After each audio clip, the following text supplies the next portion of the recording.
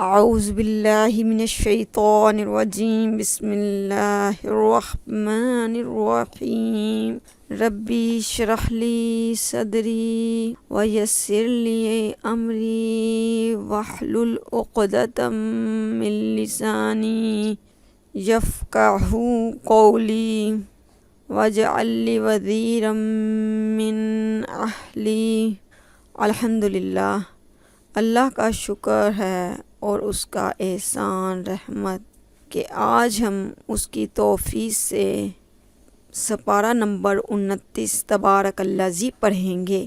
سورۃ الملک۔ سورۃ ملک کے بہت سے فضائل ہیں۔ یہ قبر کے عذاب سے رکاوٹ اور نجات دینے والی سورت ہے۔ یہ حدیث ترمذی میں آئی ہے۔ اسی طرح قیامت والے دن قرآن پاک کی یہ سورت شفاعت کرے گی اور بخشش کا ذریعہ بنے گی۔ یہ بھی حدیث ترمذی میں ہے۔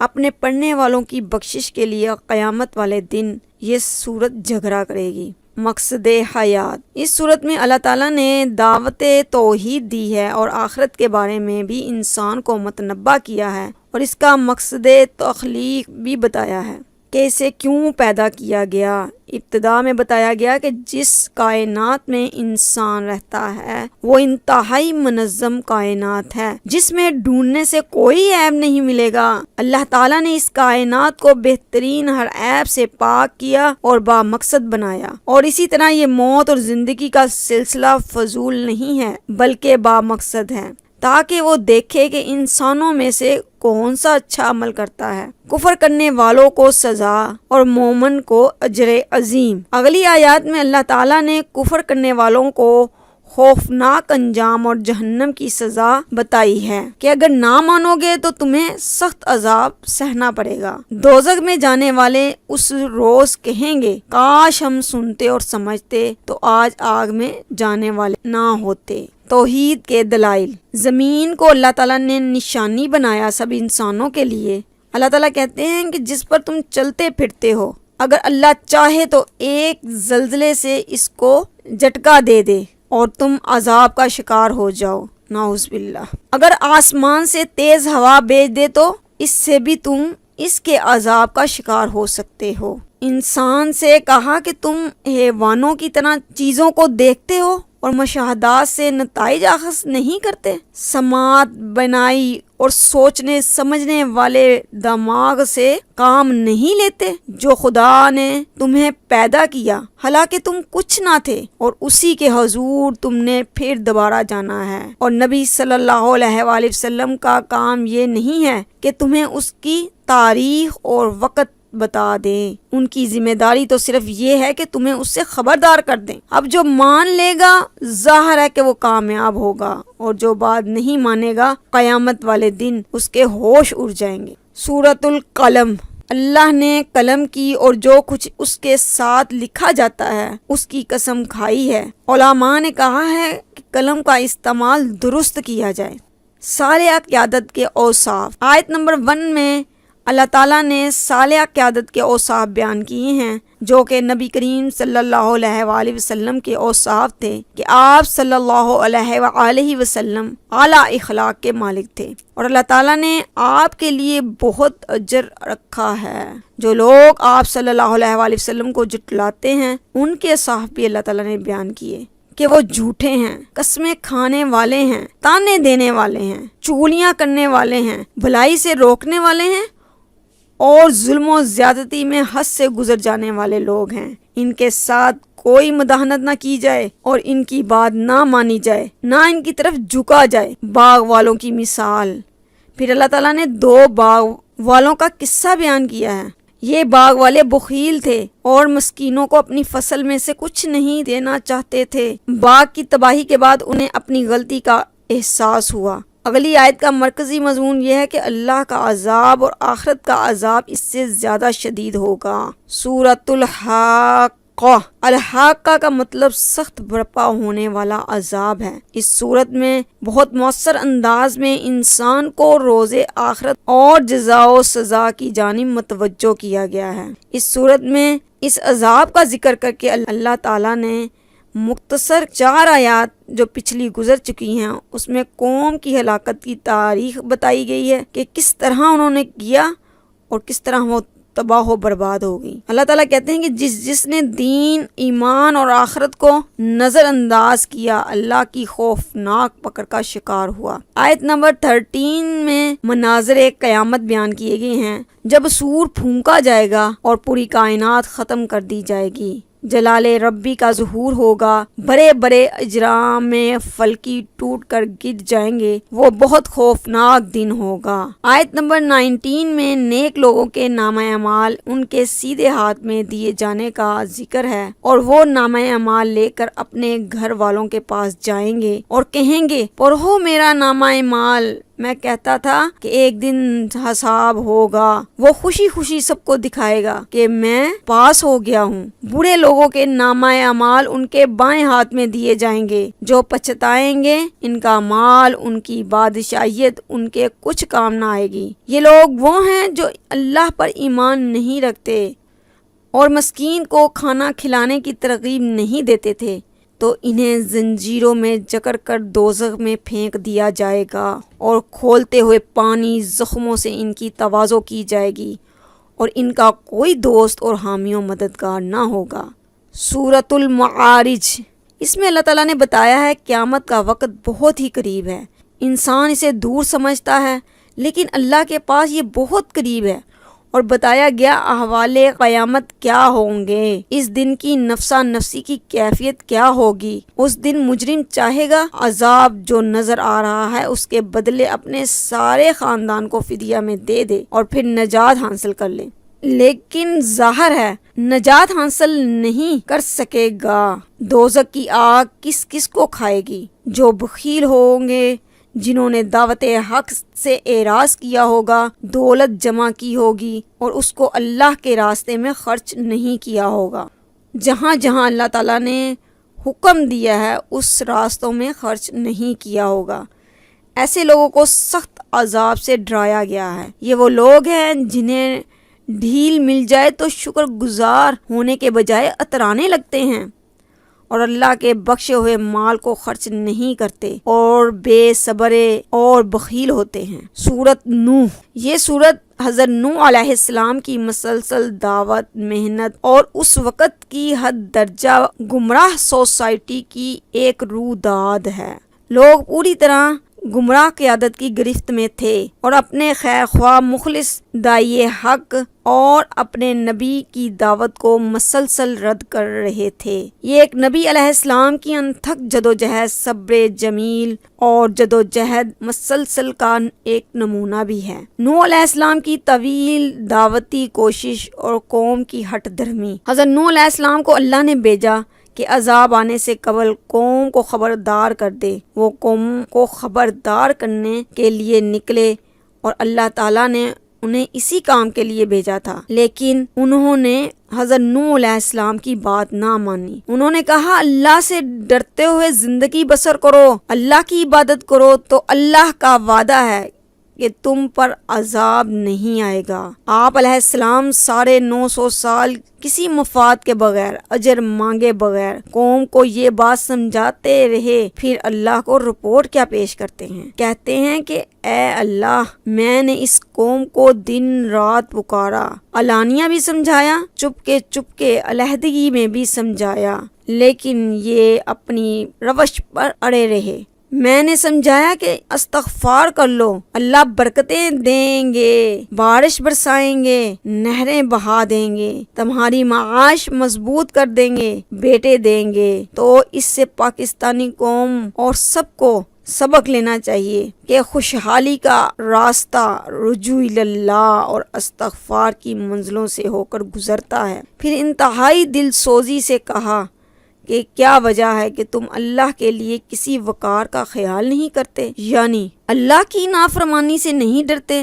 زمین، آسمان، چاند اور سورج کی طرف غور کرو، یہ سب جس اللہ نے بنائے ہیں، اس کی طرف تم کو پلٹ کر جانا ہے۔ پھر حضرت نوح علیہ السلام نے اللہ سے فریاد کی، یا اللہ، قوم نے میری بات رد کر دی ہے اور اپنی قوم کے سرداروں کی پیروی کی ہے، جنہوں نے بھاری مکر کے جال دنیا میں پھیلا رکھے ہیں۔ یہ مکر کے جال کیا ہیں میری پیاری بہنوں؟ آج کے دور میں بھی یہ ہے، وہ تمام پرکشش انعامات، میڈلز، ایوارڈز جو ایسے لوگوں کو دیے جاتے ہیں جو شیطانی راہوں پر کام کرتے ہیں۔ یہ گمراہ قیادتیں عوام الناس کے لیے ایسے بت گھڑتی ہیں جس کے گرد قوم گھومتی رہتی ہے اور اللہ کو بھول جاتی ہے، پھر بے بسی سے بد دعا کرتے ہیں اور قوم غرق کر دی جاتی ہے، اور نبیوں کی دعوت رد کر دینے والی اقوام کا یہ حال ہوتا ہے۔ سورۃ الجن، جب نبی کریم صلی اللہ علیہ وآلہ وسلم وادی نخلا میں قرآن پاک پڑھ رہے تھے تو جنوں نے سنا اور ایمان لے آئے اور شرک نہ کرنے کا عہد کیا، اور پھر اپنی قوم کے مختلف رویوں کا ذکر کیا ہے، جس کو اللہ تعالیٰ نے انہی کے الفاظ میں اس صورت میں نقل کیا ہے کہ جو انسانوں اور جنوں کے معاملات میں انسان جنوں کی پناہ لیتے ہیں تو اللہ تعالیٰ نے ان کے فکرے نقل کر دیے ہیں۔ یہاں آیت نمبر 16 میں لوگوں کو سمجھایا گیا کہ وہ شرک سے باز آ جائیں، رائے راست اور ثابت قدمی کے ساتھ چلیں تو ان پر نعمتوں کی بارش ہوگی، اللہ تعالیٰ ان کو پانی سے سیراب کرے گا۔ اس کے بعد مساجد کا ذکر آیا ہے کہ مساجد اللہ کا گھر ہیں، ان کو آباد کرنا چاہیے اور ان میں اللہ کے علاوہ کسی اور کو نہیں پکارنا چاہیے۔ آیت نمبر 19 میں کفار مکہ کو اس بات پر ملامت کی گئی ہے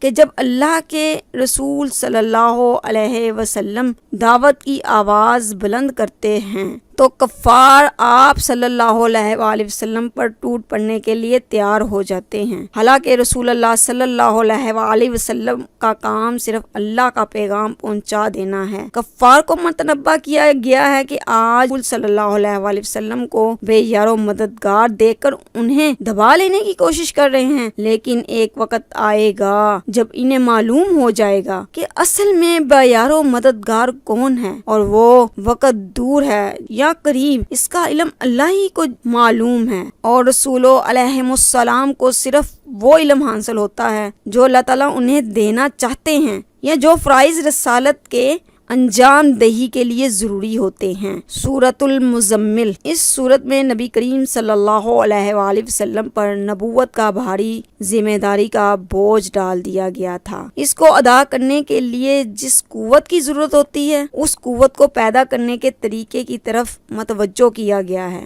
حضور صلی اللہ علیہ وآلہ وسلم اور کار عظیم کی عملی صورت، پہلی 7 آیات میں نبی کریم صلی اللہ علیہ وآلہ وسلم کو حکم دیا گیا ہے کہ جس کار عظیم کا بوجھ آپ صلی اللہ علیہ وآلہ وسلم پر ڈالا گیا ہے، اس کی ذمہ داریاں سنبھالنے کے لیے آپ صلی اللہ علیہ وآلہ وسلم اپنے آپ کو تیار کریں، اور عملی صورت یہ بتائی گئی ہے کہ راتوں کو اٹھ کر آپ آدھی رات یا اس سے کچھ کم وقت کر لیں، نماز پڑھا کریں یعنی تہجد پڑھا کریں، اور اللہ تعالیٰ نے فرمایا کہ سب سے کٹ کر اللہ کے ہو رہے ہیں جو ساری کائنات کا مالک ہے، اپنے سارے معاملات اس کے سپرد کر کے مطمئن ہو جائیں۔ مخالفین جو آپ صلی اللہ علیہ وآلہ وسلم کے خلاف باتیں بنا رہے ہیں ان پر صبر کریں، ان کے منہ نہ لگیں اور ان کو معاف کر دیں، اور پھر ان کا معاملہ اللہ کے سپرد چھوڑ دیں۔ نماز تہجد کے حکم میں تخفیف، بعض روایات کے مطابق دوسرا رکوع 10 سال بعد نازل ہوا۔ اس میں نماز تہجد کے متعلق جو ابتدائی حکم تھا کہ آپ آدھی رات تک کھڑے رہیں، اور اس میں کچھ تخفیف کر دی گئی اور حکم دیا گیا کہ تہجد کی نماز جتنی بآسانی پڑھ سکتے ہیں پڑھ لیں، لیکن مسلمانوں کو جس چیز کا اصل اہتمام کرنا چاہیے وہ 5 وقت کی فرض نمازیں ہیں، ان کو پوری پابندی کے ساتھ قائم کریں، زکوٰۃ ادا کرتے رہیں اور اللہ کی راہ میں اپنا مال خلوص نیت کے ساتھ خرچ کرتے رہیں۔ اور کہا گیا جو بلائی کے کام تم دنیا میں انجام دو گے وہ ضائع نہیں کیے جائیں گے،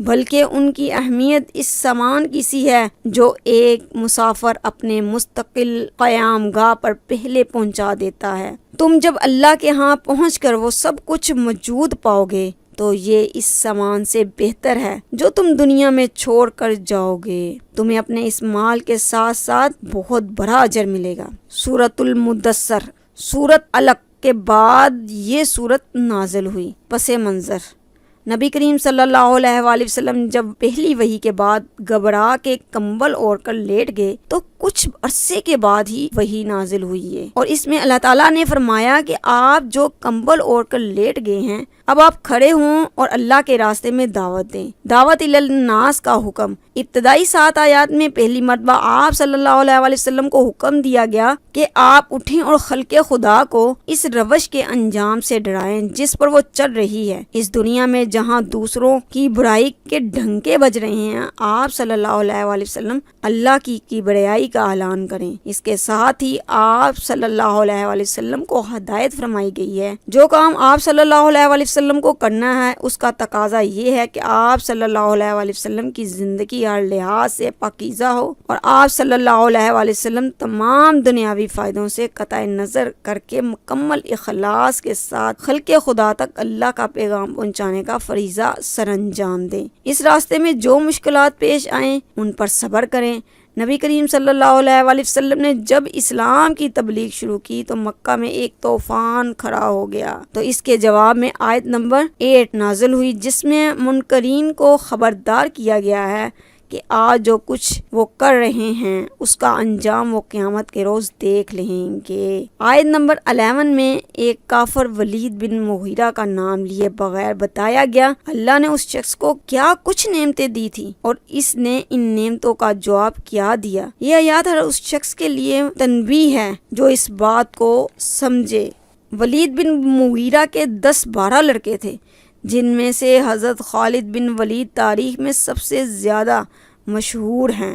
سورۃ القیامہ، اس سورت میں اللہ تعالیٰ نے یوم قیامت اور نفس لوامہ یعنی ملامت والے نفس کی قسم کھائی ہے۔ مفسرین نے نفس 3 طرح کے ہوتے ہیں: نفس امارہ، برائی پر اکسانے والا نفس جو ہر وقت برائی پر اکساتا ہے، اور اس میں نفس لوامہ بھی ہے اس انسان میں۔ جیسے پیارے نبی صلی اللہ علیہ وآلہ وسلم کی حدیث ملتی ہے کہ 99 قتل کرنے والا بھی اللہ سے معافی کی درخواست رکھتا تھا، کیونکہ اس کے اندر جو تھا نفس لوامہ جو اللہ تعالیٰ نے رکھ دیا ہے، ہر وقت ملامت کرتا رہتا ہے۔ جو وہ غلط بات کرتا ہے اسی وقت وہ الارم بج جاتا ہے نفس لوامہ کا، اور اسے کوستا ہے کہ یہ کام ٹھیک نہیں ہے، یہ معاملہ ٹھیک نہیں ہے، سیدھے راستے پر آ جاؤ۔ تو کئی تو سیدھے راستے پر آ جاتے ہیں اور بعض جو ہیں گمراہ ہی رہتے ہیں۔ تیسرا نفس جسے قرآن نے نفس مطمئنہ کہا ہے، اور یہ ایسا نفس ہے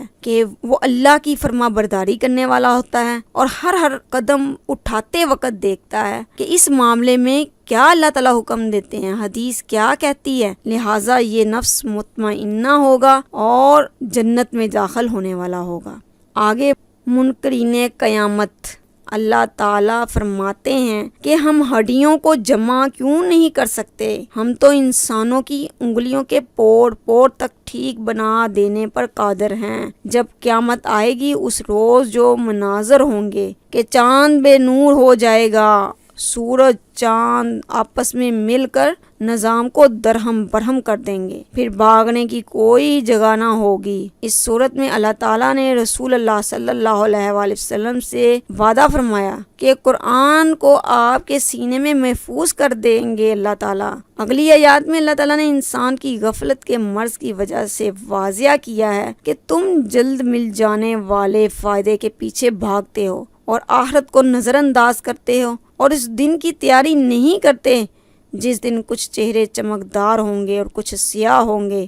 زندگی بعد موت کا انکار کرنے والوں کے لیے تباہی کی خبر دی گئی ہے۔ سورۃ الدہر، اس سورت کا نام سورۃ الانسان بھی ہے۔ اس سورت کی پہلی آیت میں ہی اللہ تعالیٰ نے یہ حقیقت بیان فرمائی ہے کہ ایسا وقت بھی گزرا ہے کہ جب انسان قابل ذکر چیز نہ تھا، یعنی اس کا کوئی نام نہ تھا، نہ وجود تھا، نہ نقشہ تھا۔ پھر اللہ تعالیٰ نے انسان کو سمیع البصیر بنایا اور اس کو انتخاب کی آزادی دی کہ چاہے تو شکر کرے چاہے تو کفر کرے، اور دونوں کا انجام بھی اللہ تعالیٰ نے بتا دیا ہے۔ جنت کی خوبصورت منظر کشی کی گئی اور بہت سی نعمتیں اللہ تعالیٰ نے ایک ایک کر کے گنوائی، پھر بتایا کہ ان لوگوں کو یہ نعمتیں ملیں گی جو اپنی زندگی اللہ کے نام کر دیتے ہیں اور جو اپنی نظر پوری کرتے ہیں۔ نظر سے مراد میری پیاری بہنوں یہاں منت ہے۔ جو منت اللہ کی فرما برداری میں ہو اس کو پورا کرنا ہوگا، اور اگر نہ پورا کریں گے تو اس کا کفارہ ادا کرنا ہوگا، اور جو منت اللہ کی نافرمانی میں ہوگی اس کو ہرگز پورا نہ کیا جائے۔ جب منت یا قسم کو توڑا جائے تو اس کا کفارہ ہے 10 مسکینوں کو کھانا کھلانا اور 3 روزے مسلسل رکھنا ہے۔ آگے چل کر اللہ تعالیٰ فرماتے ہیں، جس نے اللہ تعالیٰ کا پیغام پہنچانے کے لیے آخرت کے دن سے ڈرتے ہیں، اللہ کی رضا کی خاطر یتیموں مسکینوں کو کھانا کھلاتے ہیں، خاص طور پر جس نے تہیہ کر لیا ہے کہ دین کا کام کرنا ہے تو وہ دن رات اللہ تعالیٰ کی تسبیح بیان کرے، راتوں کو اللہ تعالیٰ کے سامنے سجدہ ریز ہو جائے اور اللہ کی حمد و ثنا ہر وقت منہ پر رکھے، اور یہی وہ نصاب ہے جو آخرت میں کامیابی کے لیے ضروری ہے۔ جنت کی نعمتیں یاد کرائی گئی ہیں، جس نے جنت دیکھنی ہو وہ اس سورت کا مطالعہ کرے۔ سورۃ المرسلات یہ مکی سورت ہے۔ مرسلات سے مراد ہوائیں ہیں جو پے در پے بھیجی جاتی ہیں۔ اللہ تعالیٰ نے ان ہواؤں کی قسم کھائی ہے کہ قیامت ضرور واقع ہوگی، یہ فیصلے کا دن ہوگا۔ اس سورت میں ایک آیت بار بار دہرائی گئی ہے، وَيْلٌ يَوْمَئِذٍ لِّلْمُكَذِّبِينَ، تباہی ہے اس دن جھٹلانے والوں کے لیے۔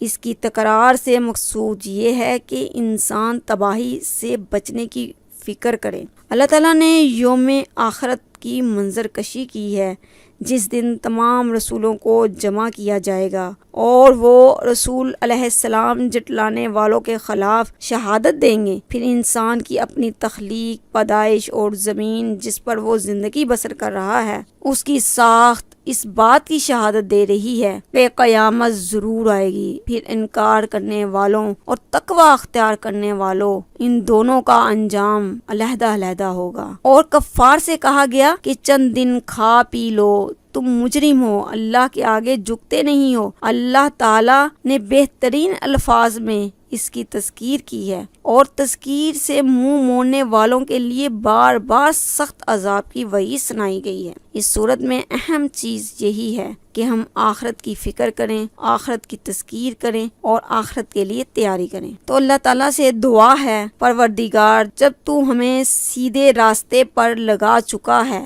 تو پھر ہمارے دلوں کو ٹیڑھا نہ کرنا، اور ہمیں اپنے خزانہ فیض سے رحمت عطا فرما۔ تو ہی فیاض حقیقی ہے۔ ربنا تقبل منا انکا انت السمیع العلیم وتب علینا انکا انت التواب الرحیم، وصلی اللہ تعالی خیرہ خلقہ وصحابہ اجمعین برحمتک یا ارحم الراحمین۔